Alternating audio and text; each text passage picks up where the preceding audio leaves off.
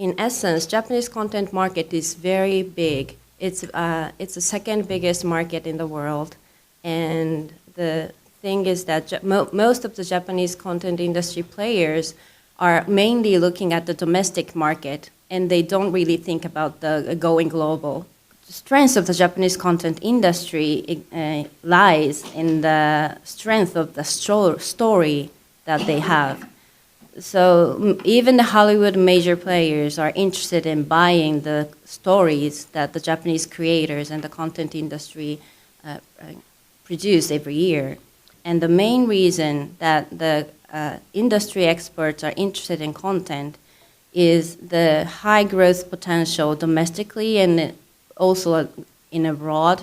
If you can't really sell the content itself, if the fan of the content could purchase other stuffs like these pens or the notebooks and all the other lifestyle-related products, then that will make sense. So it's not about selling content, but selling the lifestyle. When you talk about the content industry, it should be divided into two phases. One is the development and production phase, and the other is the distribution phase. What we are doing by policy is try to persuade them to look a little bit more of the global market, do something in the domestic market and distribute it to global market, or make your content from the beginning thinking about the global market. The main mission of the ANU is to negotiate with the Hollywood producers and on the condition of the remake process. And we established this company with 100% national budget. We also have the currently like 30 or more collaboration partner companies, including the movie companies, TV companies, the toy companies, and so on.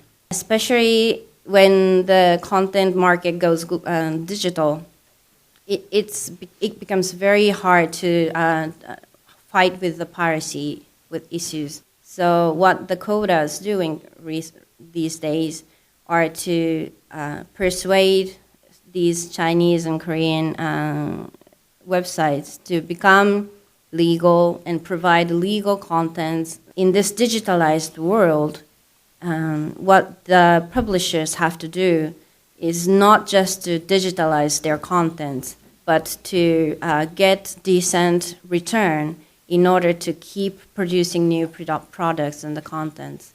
More than 90% of the companies are small and medium. 10 to, for example, like 30.